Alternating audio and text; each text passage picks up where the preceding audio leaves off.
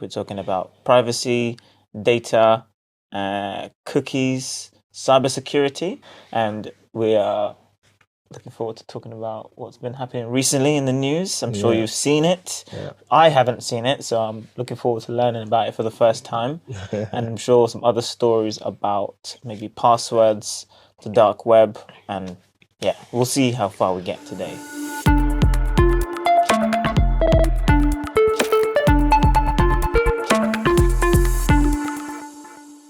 This is your area, so I'm expecting you to drive the conversation a little bit. Well, yeah, it's interesting because I think a lot of people, most people are concerned about their privacy.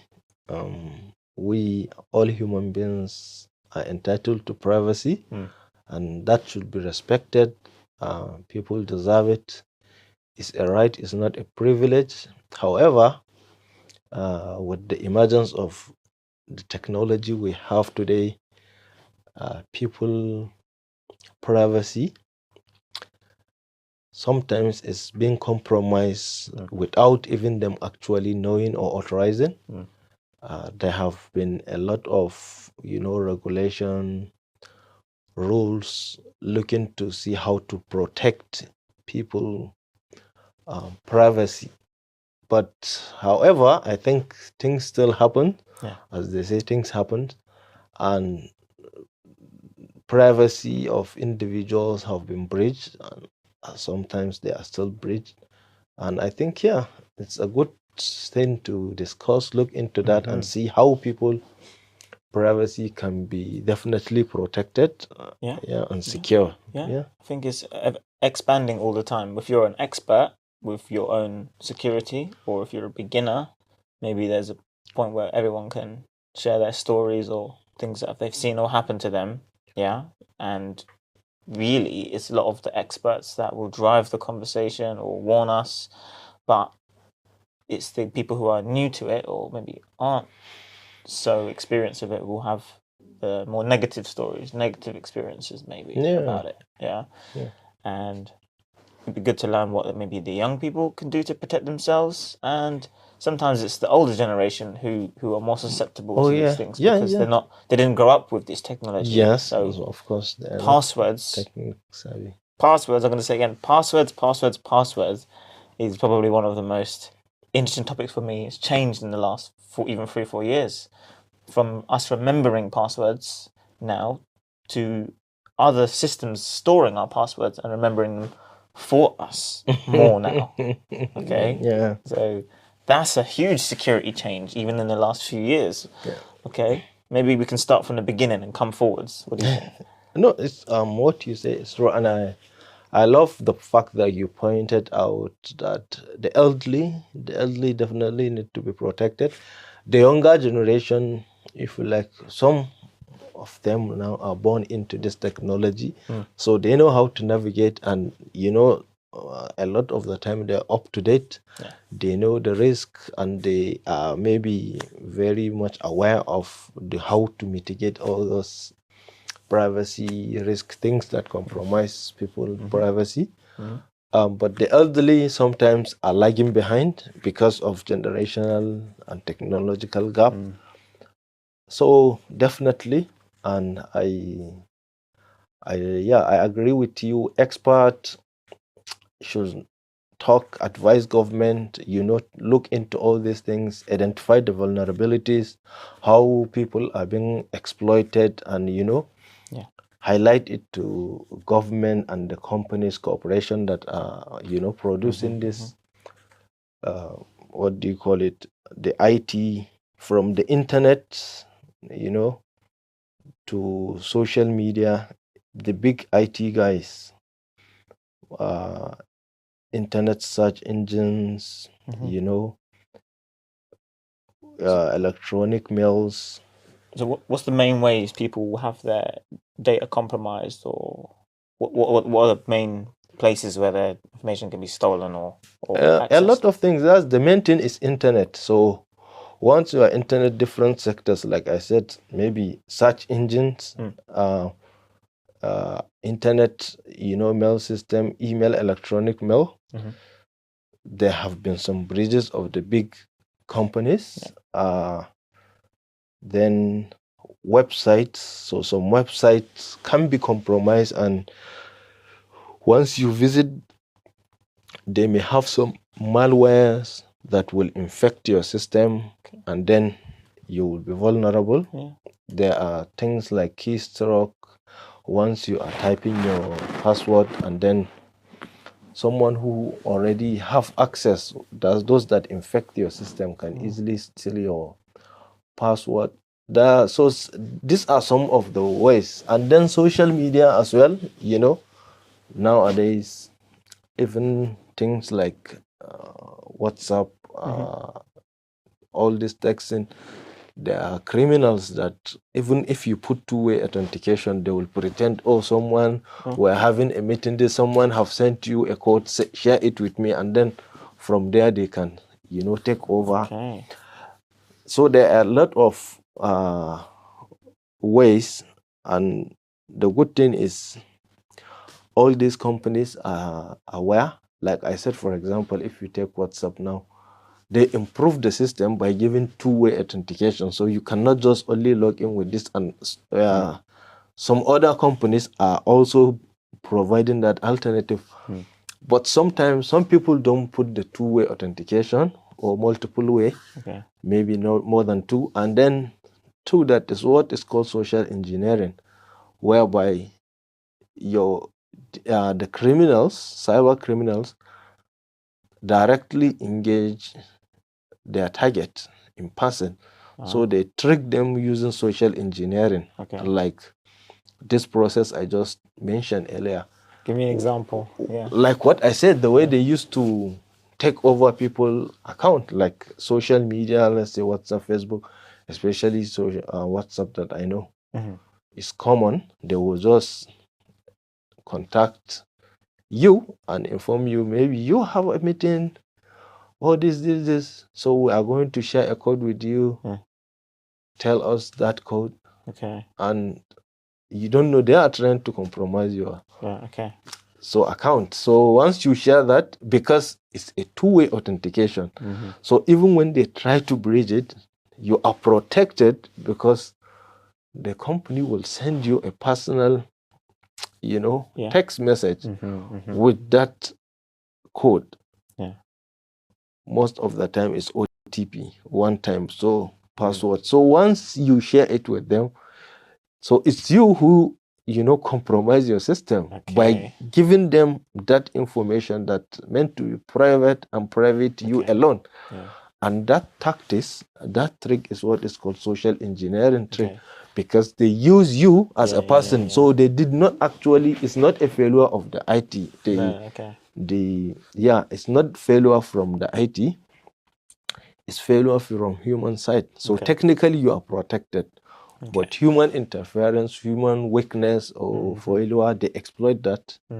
So that's it. So do you think that their tactics are based around human behavior? So they will go for people, targets who maybe are vulnerable, or maybe they'll approach them at particular times of the day through particular apps. So, if they message me at 7 a.m. asking for this information, maybe I'm a bit sleepy and I'm going to be more likely to give them that information, sort of thing. Is that what you mean by social engineering? They're using what they know about us and the environment to get us when we're vulnerable. Well, yeah, it depends. Anyway, it depends on the criminal.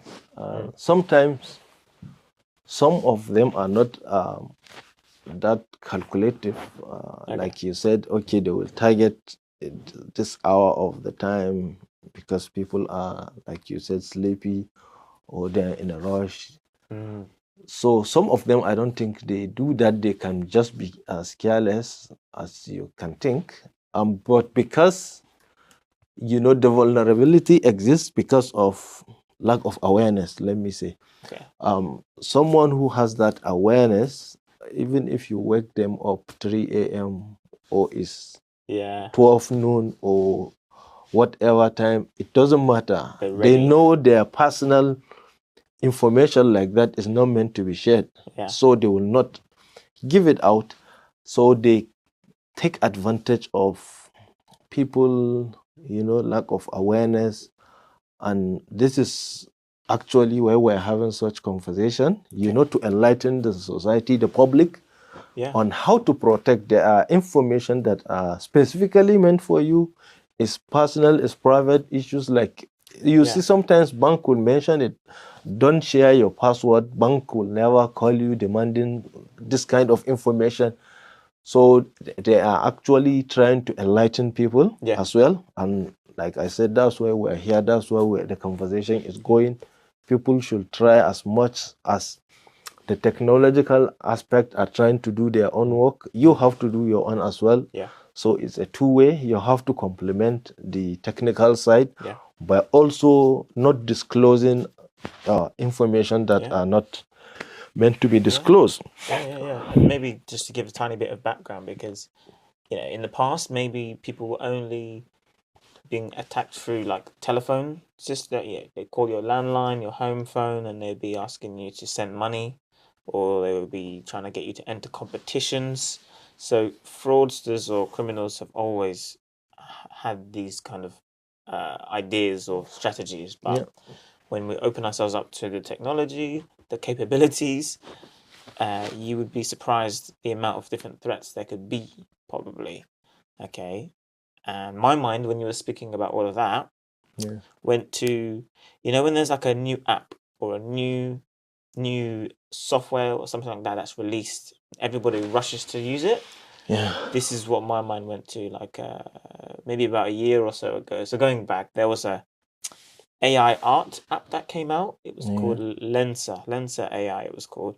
And I was really nervous to use it because I just thought, first of all, I thought, wonder if they're just stealing my data. But everyone on social media was using it. Everybody, every account that I saw popped up was starting to use it constantly. And I just thought, what if there's a data breach? That's all I thought. What if my password is stolen? What if that when I pay for it, it takes my card details? Okay, especially when the app grows so quickly. That was what I was thinking when you were speaking in terms of risks and apps. No, the good thing I think is recent app and softwares that have been developed, because they have the experience, the incidents that happened earlier.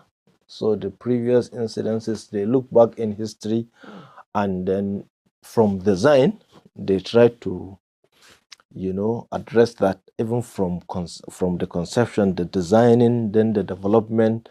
So most of there are threats that have been mitigated, completely phased out. Like technically, they have already passed that stage. Like most of the new apps, softwares address that problem. So part of the struggle most of the time is emerging threats, because as the IT evolve, as the security, the good guys are trying to protect, and then the bad guys as well are also trying to exploit, find vulnerabilities. So it's like a continuous struggle. But I think a lot of the previous incidents, the vulnerabilities have been identified, and then they are mitigated. Then they will provide solution. Some, a lot, I think, and any serious company should do that. Existing security issues, breaches, vulnerabilities, and sometimes that's why you see even your phone or bank, they will issue you a message for update. So sometimes a vulnerability is being identified, and then they will try to that's a good point, provide solution, and then make sure they ask you to update so that you will be protected. Yes. Stay up to date. That's a good call. Stay up to date with all your apps, because if you don't do it, then maybe you're going to be caught out, and you'd be surprised. Daily updates, weekly updates. Sometimes you just see constant update, and sometimes you do it without thinking. Update it. Update. But at least there's a rationality behind it. Of course, it's not always for fancy features. Sometimes it's just security. It's part of way of enhancing your security online, staying up to date with versions that the companies you are using, app, software. Because let me give you example. You see, there are some attacks that can happen on some certain operating system. Maybe if you like, you say 2001 version, 2002, 2012, but they cannot happen in 2000 and maybe 20 version. Okay. Because the vulnerability have been identified and then they have patched it. It's called patching. You block, you protect, you make sure you fix it. But if you, so two of us, if you are using 2020 or 2022 version and I still use that 2012 version, so cyber criminals, black hat, can easily attack my device. What's black hat? Oh, okay, like the bad guys. Yeah. The bad hackers, the criminals, they can attack my device because if that device I'm using, I did not update the software, maybe operating system, I'm still using 2012. So that vulnerability is well known and it can easily be exploited. And it doesn't matter because I did not update it. Okay. So, but the company have already identified that vulnerability and update and fix it, they patch. So the same company, let's say you are using the same operating system in your own device, I'm using it in my own device. So your system cannot be penetrated because it's up to date. So the IT, the technical side has done their job. And then you also, as an individual, you did your own job by updating, or upgrading to 2022. But technical side, they did their job. I didn't do my job. I didn't update, so my device, my system is vulnerable and it can be exploited. So that's how like it a works. tennis game. So it's my turn, their turn, my turn, their turn. So we have a role to play in keeping ourselves secure. Exactly, that's the point. And that's, I will keep repeating. That's why we're here. I hope people listen to this.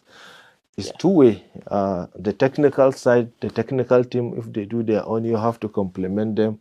So security is the duty of everybody. Put all hand on them. And as well, young people at home listening to us, a lot of these things are not maybe new information, but like we said, the elderly, the vulnerable, people close to you, your loved ones, make sure their device are secure, up to date. Because it's not nice, for someone to go through all that, like their system compromised, their personal details stolen. It's not nice. So it can ruin a lot. It can damage relationships, damage people's concept of safety, because this device you have it in your home, right? So imagine there's an incident in your home, you're going to carry that with you forwards, and we want people to be protected and empowered, actually. So there's still people's money, credit card information, because nowadays a lot of our lives is in our device. We use our phones, cell phones, computer to do a lot of things, not only browsing, reading news, doing assignment, but even now with e-commerce, purchase things. So even that aspect as well. I don't want to jinx it, but if my phone was compromised or if I lost my phone, I'll probably cry because it's got everything on it. It's just everything is just linked. It's exactly how I want it. And it's a major thing these days. The digital revolution has already taken place. So people now, we are both the real and the virtual have converge in one place. We all have the digital identity. So and who do you think is maybe the leaders, or the when I say leaders, is the UK known for being good with these things, or where else in the world is the focus on cybersecurity, possibly for good and bad reasons? Well, actually, I think the UK are not only, let me say, good, but I think they are pioneers when it comes to cybersecurity, because historically, if you look at the history, even World War II, Hmm. the role that cybersecurity played in, decrypting some of the Nazis' Enigma, their machine, their communication device, it was decrypted here at Bletchley Park, Yeah. where it was, the foundation of what you call now GCHQ, the Government Communication Headquarters, which is an agency solely responsible for communication security. So I think I will be correct to say UK are actually the pioneers or Okay. founders. They are definitely among the leading Okay. founders of what we call cybersecurity in the world at Okay. large, globally. Right. Yeah, but are they lagging? Sometimes, with modernity and, things are changing Okay. rapidly. But whatever the case may be, I believe definitely UK are still among the leading nations. If they are not leading, definitely they are among the batch of nations that are at the forefront. Cybersecurity here, an issue of privacy is taken seriously. Generally, even the EU are trying as well. Okay. As a group, they all work together. But, like I said earlier, the criminals are evolving. So just like, it's like cat and mouse, they used to say a game. They chase them, they find a way to protect. Then they will also find a way to, Go around. compromise. And so that's how it works. But generally, UK is a leader, and I believe they should tighten up their belt and make sure the cyberspace is well protected. Okay. Yeah. And that brings me on to maybe my next part of the topic around privacy, security, and it links to people feeling secure in their choices or their being online and being free to do things without being judged. I know we were speaking offline about targeted ads Yeah. and about cookies, Yeah. whether we're being listened to. Yes. And also there's the issue with the app Telegram, where it is bringing a lot of focus for where the government wants access to people's information and data. Yeah. And then there's a lot of topics, I suppose. And then there's recent news about a TFL breach. Yes. We will fact check that because I think it's TFL. Yeah. But yeah. Yeah. So wherever you're happy to kick Well, off. yeah, definitely the issue of what I think, corporate surveillance, if you like to call it that, big companies in the IT, using cookies and other means to, keep an eye on people, so that they will give them what they call targeted advertisement, what is, kind of cool and not cool, because they're thinking, their mindset is, we look at an individual based on what they want, they give them, advertisement of like latest product, things that you like, so it's like targeted. Yeah. But the non-cool aspect is because why do you need to follow? Just like we were saying, people should have privacy. If someone wants something, they'll go online and search for it. You don't need to target them. Yeah. So, but it happens, and the problem is, they justify it that, you are using their product, their application, their software, their whatever for free. So this is a way to monetize it. And when you are about to start using any application, any software, you go and agree. There is a long list of long document that we all don't read. Because anyway, even if you read, no matter how much you understand, you have to agree. If not, you will not use it. Yeah. And it's definitely, that's where the balance has to come, because it's voluntary. You agree to their terms. Yes. It's like they are not forcing you to use their technology. Yes. But in a way, it's kind of a necessity in these days. In these days, it's a necessity. So I think there was a few years ago. Now I want to just double check, because when I was studying at Brunel, one of my professors, his name Dr. Asris, he was teaching the module, and he talked about cookies, and he mentioned that he wrote an article talking about the agree disagree status, where most websites you went on, you were automatically consenting to cookies, and that obviously you had to go and click and find reject. I'm very much sure that after his article, a lot of things changed where you have to agree or disagree at the beginning of the website. So every time you go on any website, it asks you at the beginning now, accept, reject every single time. But previously, it was automatically accepting everybody. Everyone was automatically doing it. Yeah. So even though it's frustrating and takes up time, I think it's important that we consent or not consent to our cookies. So that it's difficult. It's kind of, that's why I was like, it's tricky, because it's like when you reach to a point of you don't actually, I think they say, is it clue de sac?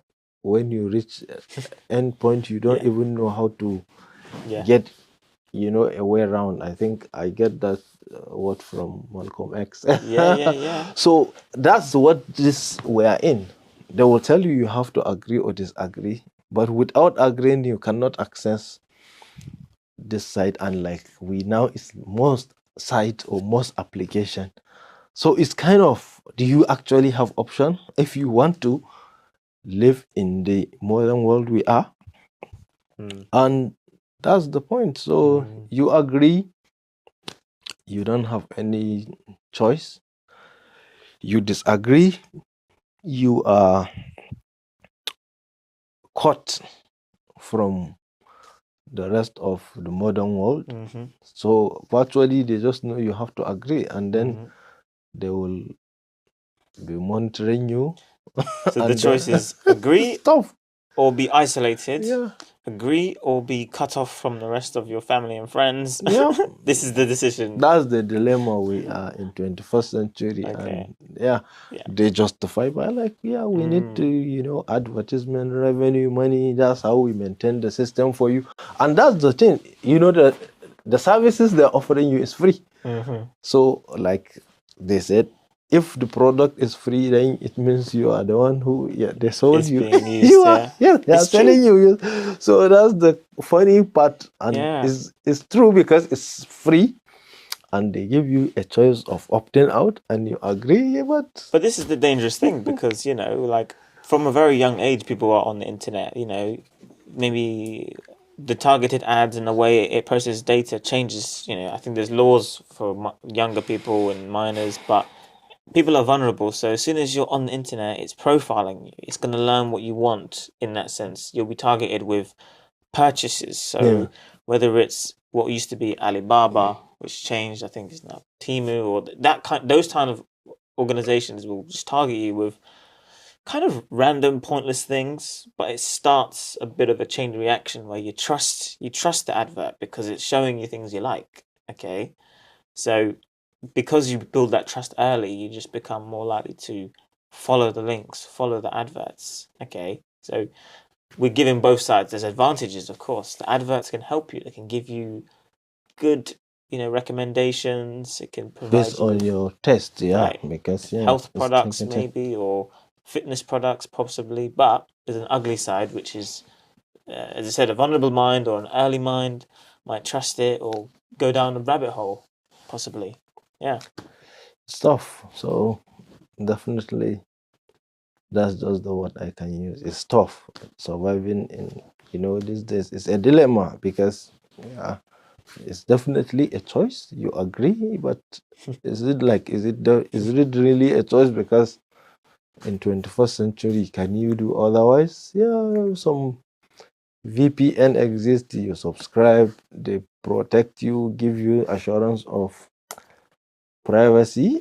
That's part of the solution that I know. There are some VPN site they advertise, they will protect you from all these cookies tracking, but To what extent? Yeah. That's the point. And that's another thing you have to pay. You subscribe and pay. So if truly you care about your privacy, you pay. Some people will say, okay, I don't care, I don't have anything to, to hide. I'm this, I'm that.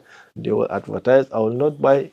Like, well, it all goes down to choice, and Yeah. it's very true what you said now. Consent is given, you all have to agree, Yeah.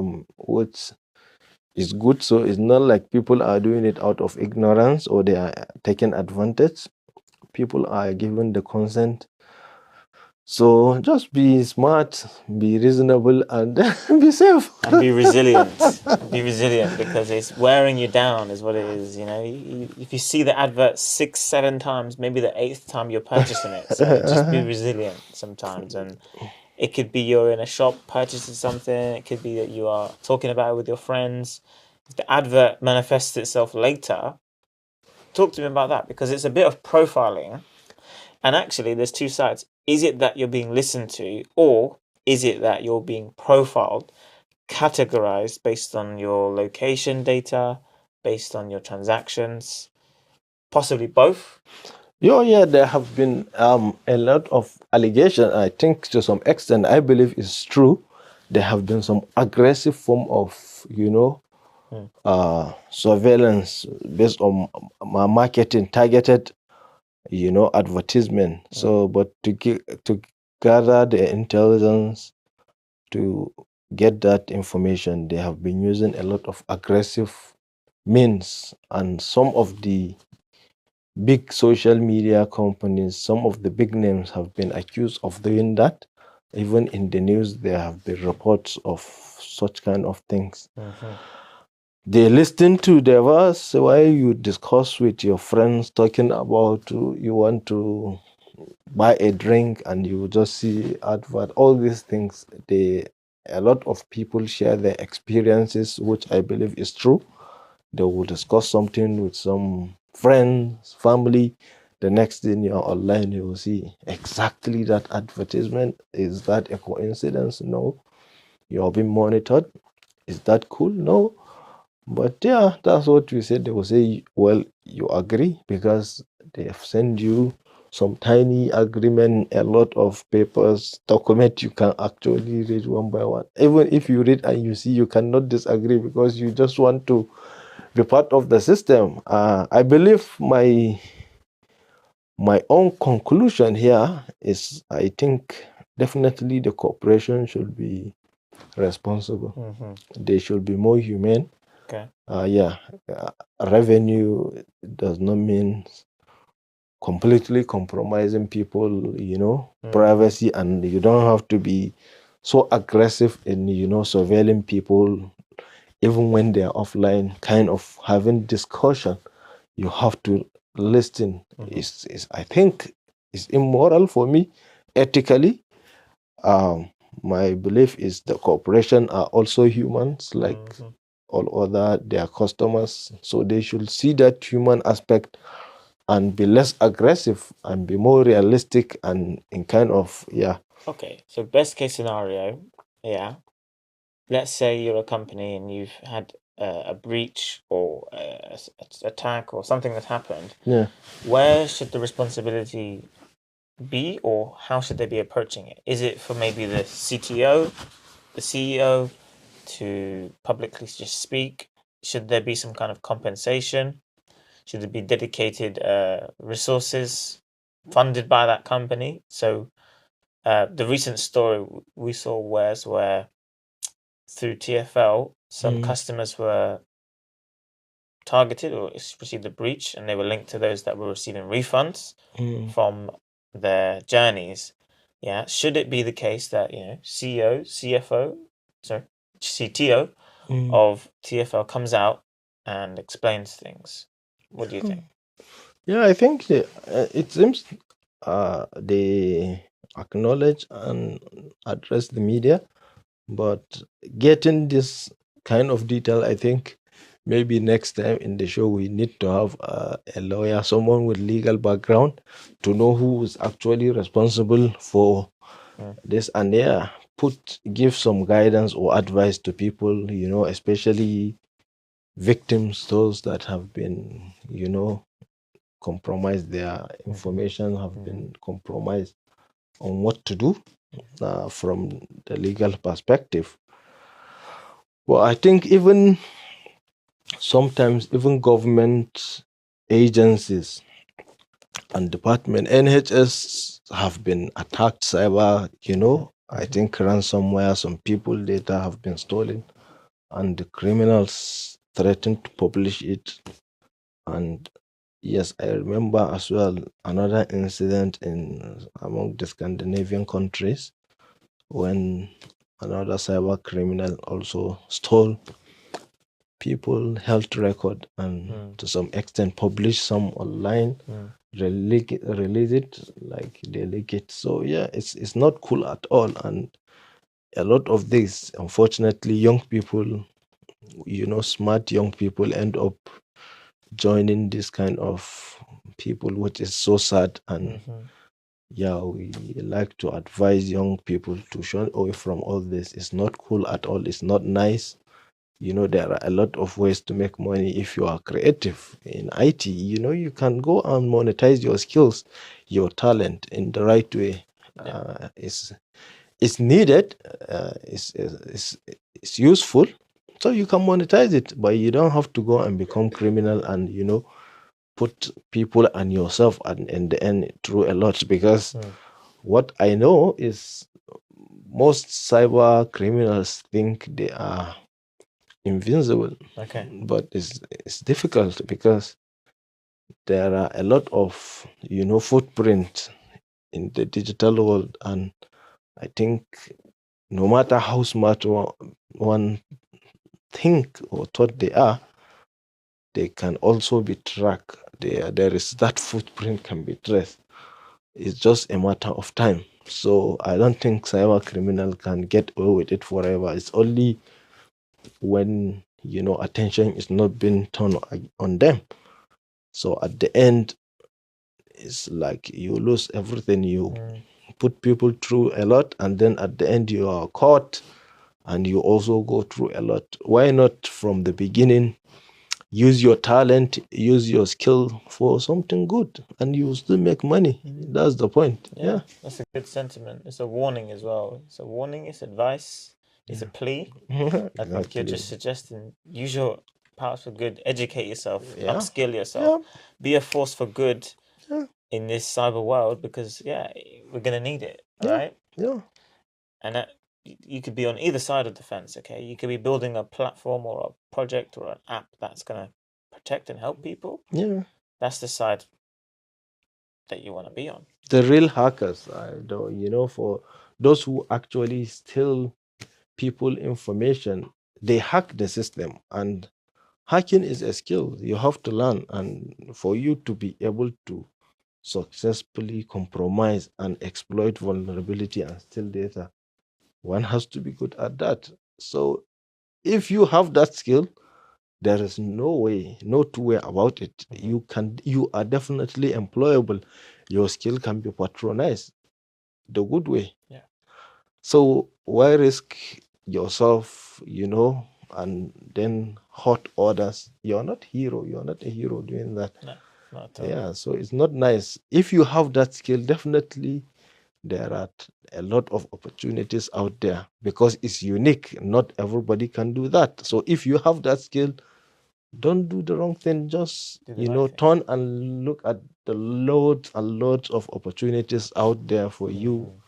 And that's it. Thank you.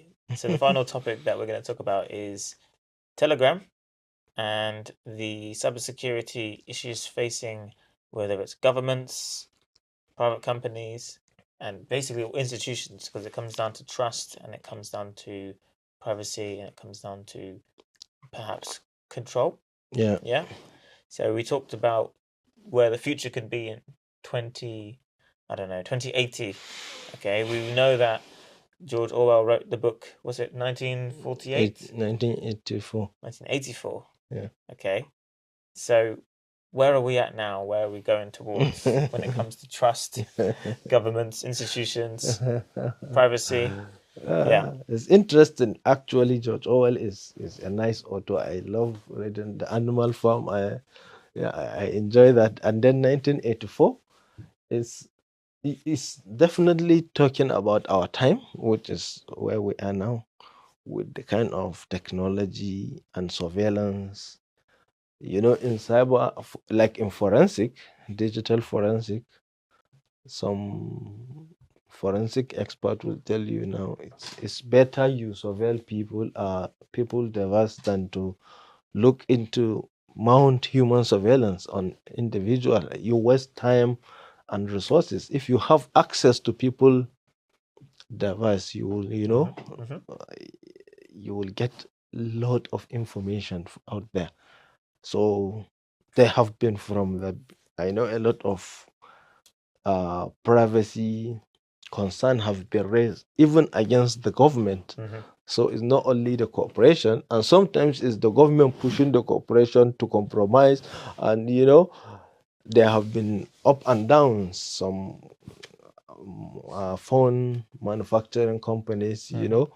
they will come up with a strong encryption that, yeah, government agencies, security Yeah. agencies cannot easily access.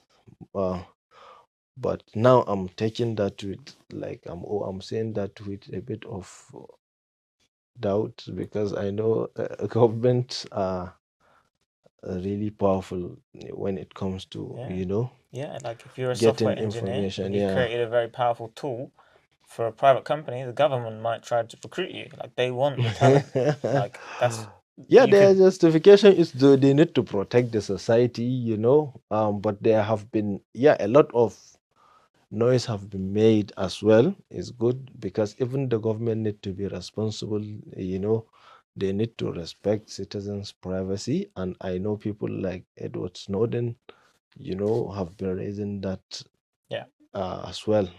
Even wrote book, and yeah, a lot of journalists have raised all this concern. And yeah, here we are. Then people are saying maybe the Telegram guy is a victim of not compromising.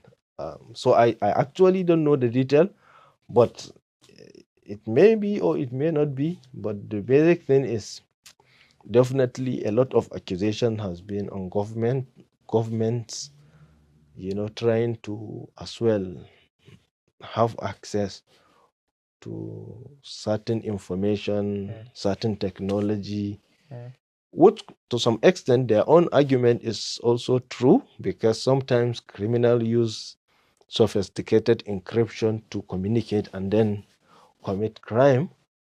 So it's always a balance. Looking from the government angle, their motive, we want to believe, is to protect the people, mm, and then the people as well need some privacy. mhm. And then at the end, we go back to George Orwell 1984. So is actually the motive, because sometimes with this sophisticated uh, systems the government have in their own possession, Mm, it can easily be exploited to start a surveillance state, a draconian state, like the George Orwell was discussing. And as well, without the government having access to certain information technologies, then criminals mm. can use it to, you know, exploit and, commit a lot of crime Yeah. against same people. So it's a balance. I think here, all I can say is a balance. The government need to be sincere Mhm. and just make sure whatever they are doing is just for protecting people, their citizens. And then, yes, where need has to be, there definitely need to be, protect the society by having access to some technology that they genuinely believe criminals are using. So be it, they have to, because Yeah. to protect society. That's how I see Yeah, they'll say we need a backdoor entrance to this app to learn about what it. they're talking about. And the argument will be, no, we don't want to give you access. But So it's the leaders in the different positions have to have an honest conversation and say, is that thing that I've developed harmful, or is it doing benefits? That's the weighing up of the situation. And when something becomes so powerful, you're like, okay, well, we can't really ignore it any longer. And in the future, so I like the way, this dystopian future stuff. I always thought Amazon at any moment could just switch like that. Amazon, I think, is the one where they have so many hands in so many different areas. Imagine if one day they had private security, Amazon, like if they decided to get into the policing game, like they would just automatically just have all of the infrastructure there perfectly, Amazon Prime version of security officer. I don't know, but this is the future that could be one day. Cyborg. I remember a movie, Cyborg. Which one? Cyborg. That's the name. Oh, it's called Cyborg. Cyborg. Yeah, it's like this, AI robotic police.